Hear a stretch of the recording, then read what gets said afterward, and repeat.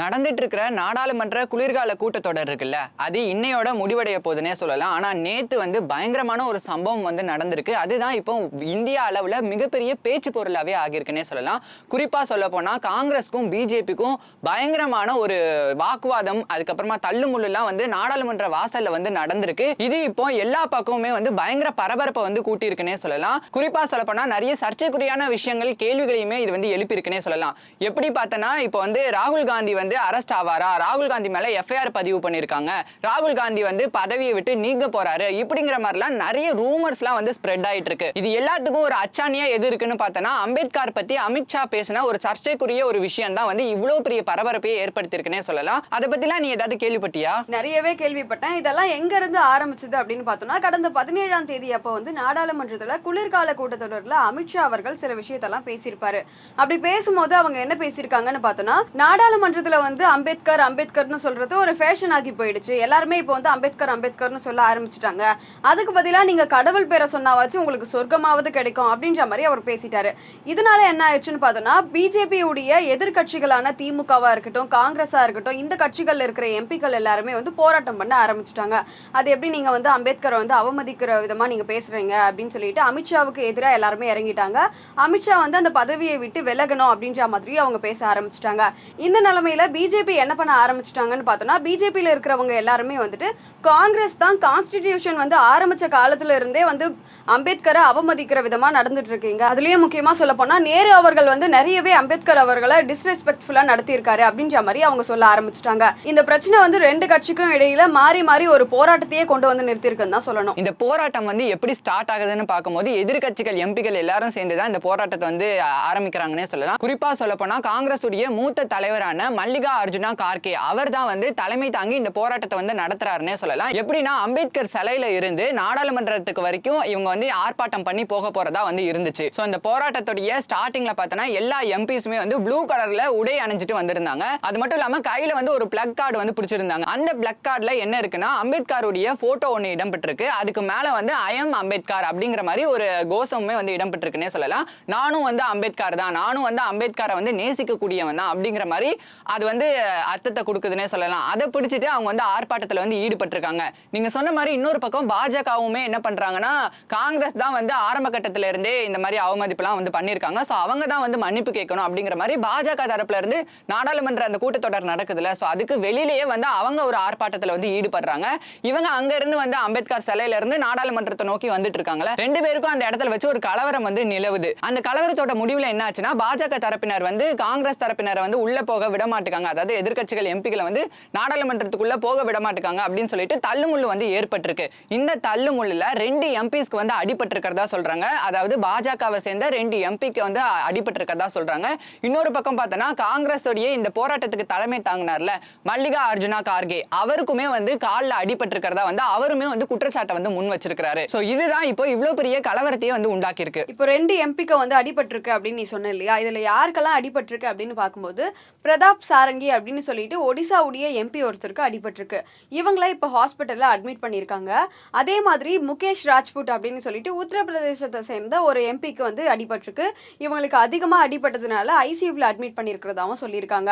ஃபாங்யான் கொன்யாக் அப்படின்னு சொல்லிட்டு பெண் எம்பி ஒருத்தர் நாகாலாந்தை சேர்ந்தவங்க. இவங்க என்ன பண்ணியிருக்காங்கன்னு பார்த்தோம்னா, ராகுல் காந்தி மேல வந்து ஒரு கம்ப்ளைண்ட் ரைஸ் பண்ணியிருக்காங்க.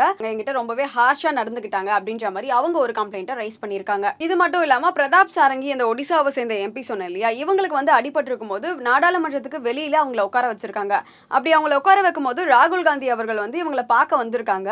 பார்க்க வரும்போது என்னாச்சு அப்படிலாம் கேட்பாங்க இல்லையா, கேட்கும் போது இவங்க என்ன சொல்லியிருக்காங்கன்னா, அதாவது பிரதாப் சாரங்கி கூட இருக்கிற எம்பிக்கள் எல்லாருமே சேர்ந்துட்டு நீங்க தான் தள்ளி விட்டீங்க, உங்களால தான் இந்த மாதிரி ஆயிடுச்சு அப்படின்ற மாதிரி சொல்லியிருக்காங்க. இதுக்கு ராகுல் காந்தி என்ன சொல்லியிருக்காங்கன்னு பார்த்தோம்னா, நான் தள்ளவே இல்லை அப்படின்ற மாதிரி அந்த இடத்துல இருந்து அப்படியே போயிட்டு இருக்காரு. இதுல முக்கியமா என்ன விஷயம் பார்க்கணும் அப்படின்னு பார்த்தோம்னா, ரெண்டு கட்சிகளுமே மாறி மாறி வந்து கம்ப்ளைண்ட்டை போலீஸ் ஸ்டேஷன்ல ரைஸ் பண்ணிட்டு வந்துட்டு இருக்காங்க.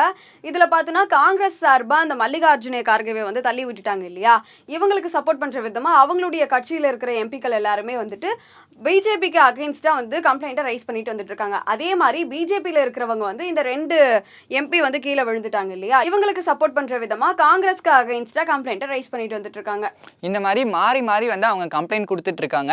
ஸோ இதனால வந்து ராகுல் காந்தி மேல இமிடியேட்டா வந்து ஆக்ஷன் எடுக்கணும். அவர் வந்து இந்த மாதிரி 2 எம்பிக்கள் மேல தாக்குதல் வந்து நடத்தியிருக்காரு. இது வந்து தனி மனித தாக்குதல் அப்படிங்கிற மாதிரிலாம் வந்து பயங்கரமான குற்றச்சாட்டுகளை வந்து பாஜக எம்பிக்கள் எல்லாருமே வந்து முன் வச்சிட்டு இருக்காங்க.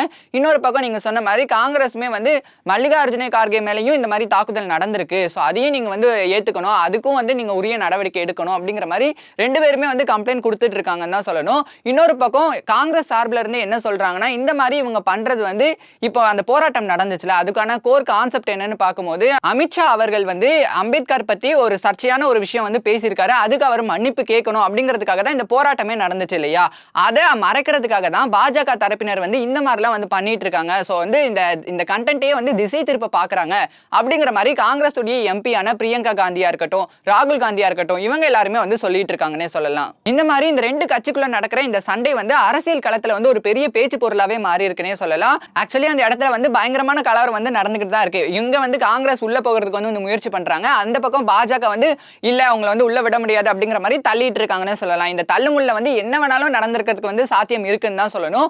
இதுல யாரு பக்கம் நியாயம் இருக்குன்னு நம்மளால கெஸ் பண்ண முடியலன்னு தான் சொல்லணும். நீங்களே அதுக்கு ஒரு விடையை வந்து கீழே இருக்க கமெண்ட் பாக்ஸ்ல மறக்காம கமெண்ட் பண்ணுங்க. இதே மாதிரி மாநிலங்களவையில இன்னொரு விஷயமே நடந்திருக்கு. இதுல என்ன பண்ணிருக்காங்க அப்படின்னு பார்த்தோம்னா, மாநிலங்களவையுடைய தலைவர் வந்து விசா இல்லாம பாஸ்போர்ட் இல்லாம எந்த மாதிரியான நாடுகளுக்கெல்லாம் போகலாம் அப்படின்ற மாதிரி ஒரு தரவரிசை பட்டியலை கேட்டிருக்காங்க.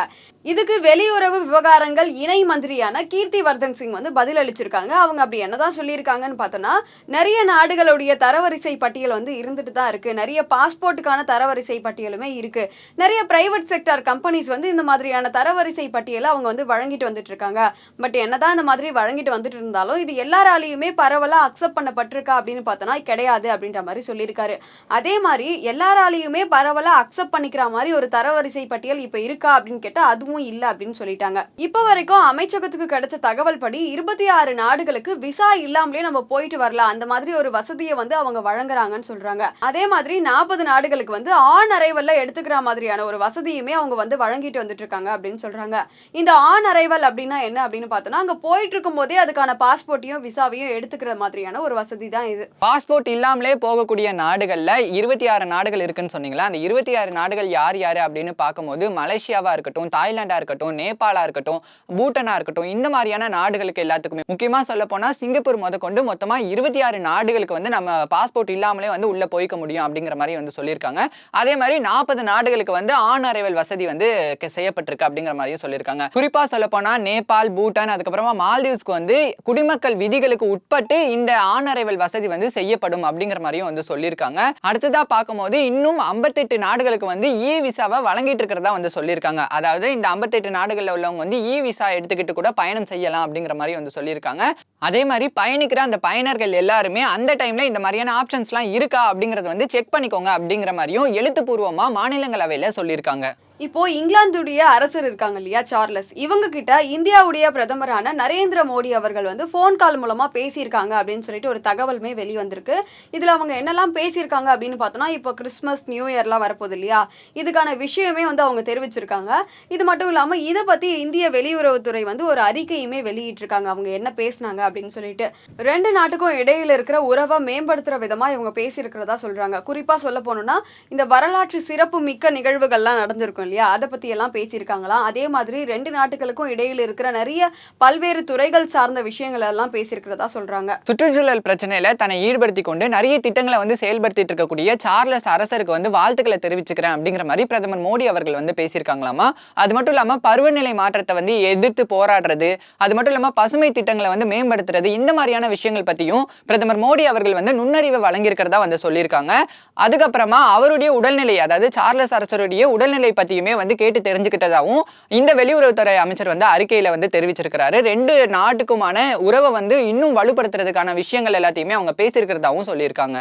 இந்த வீடியோ உங்களுக்கு பிடிச்சிருந்தா மறக்காம லைக் பண்ணுங்க, ஷேர் பண்ணுங்க, கமெண்ட் பண்ணுங்க. மறக்காம வி நியூஸ் 27 சேனலுக்கு சப்ஸ்கிரைப் பண்ணிட்டு பக்கத்துல இருக்க பெல் ஐகானை கிளிக் பண்ணுங்க. இதே மாதிரி இன்னொரு இன்ட்ரெஸ்டிங்கான வீடியோஸ்ல நாங்க 2 பேரும் உங்களை வந்து சந்திக்கிறோம். until then bye from நான் உங்க பிரியதர்ஷினி. நான் உங்க ராமச்சந்திரு.